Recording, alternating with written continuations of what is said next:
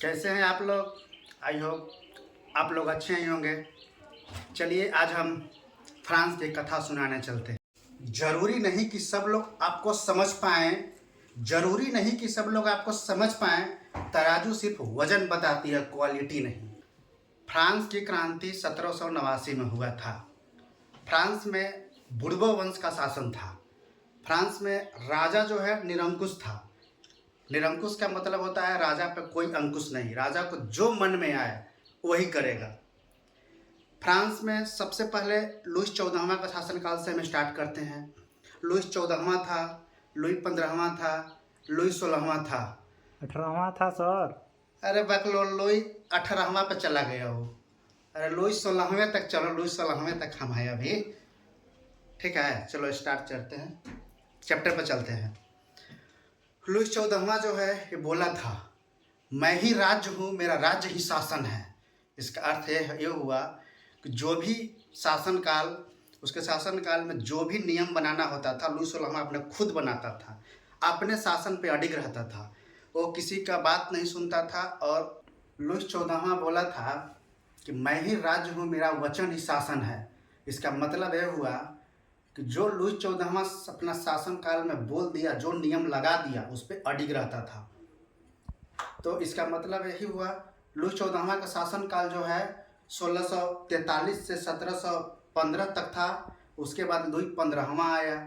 तो लुईस 15वां का शासनकाल 1715 से 1774 था। और उसके बाद लुईस 16वां आया था। तो लुईस 16वां का शासनकाल 1774 से 1792 था। लुईस 15वां के शासनकाल में सप्तवर्षीय युद्ध हुआ था। सप्तवर्षीय युद्ध जो कि इंग्लैंड और फ्रांस के बीच हुआ था। उसमें लुईस 15वां के शासनकाल में सप्तवर्षीय युद्ध हुआ था, जो कि इंग्लैंड और फ्रांस के बीच हुआ था। इसमें फ्रांस की हार हुई थी। फ्रांस के हारने के बाद फ्रांस में 2 अरब लिब्रे कर्ज हो गया था। फ्रांस कर्ज में डूबे जा रहा था। इसके बाद लुई 16वां का शासनकाल आया 1774 से 92 तक। तो लुई 16वां की जो पत्नी थी मेरी आंतुआनेत थी, जो कि बहुत खर्चा करती थी, इसलिए उसे मिसेज खर्चालू के नाम से जाना जाता था। मिसेज खर्चालू, मिसेज खर्चालू इसलिए नाम दिया गया था कि उसके जो भी पुत्र थे, पुत्र को खिलाने के लिए 50 दासियां रखी हुई थी। और उसके पुत्र को जो भी हंसाता था उसको 1 सोना का सिक्का देता था। 1 सोना का सिक्का हंसाने पे।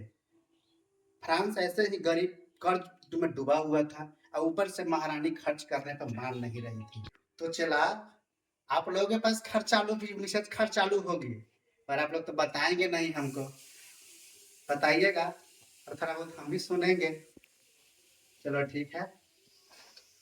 समझ में आ रहा है ना कि सब मोड़ा में जा रहा है?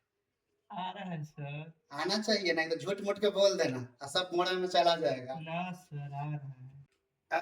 अमेरिका में अमेरिकी क्रांति हुआ था 1776 में, जो कि लुईस 16वां के शासनकाल में हुआ था। इसके समय फ्रांस जो है अपने पूरे तरह से तन और मन और धन से खर्च किया था अमेरिका की सेना की तरफ से। जीत तो हुआ अमेरिका का, पर फ्रांस जो है कर्ज में डूबकर 2 अरब से 10 अरब लिब्रे हो गया। जीता अमेरिका पर खर्चा हुआ फ्रांस का। इससे फ्रांस में और स्थिति गंभीर स्थिति आ गया। इसी के क्रम में कई दार्शनिक लोग आए फ्रांस में। एक मॉन्टेस्क्यू आए, जो कि the spirit of the laws नामक पुस्तक लिखे। उसके बाद रूसो आए। रूसो के बाद जॉन लॉक आया था। जॉन लॉक जो है टू क्रिटाइटेज ऑफ गवर्नमेंट नामक पुस्तक लिखा था। और उसके बाद आया था Rousseau, the social contract. Rousseau social contract लिखा था। ये लोग दार्शनिक थे। इसके बाद चलो हम अब फ्रांस पे आते हैं। फ्रांस में 3 तरह के स्टेट में बटा हुआ था। प्रथम स्टेट, द्वितीय स्टेट और तृतीय स्टेट।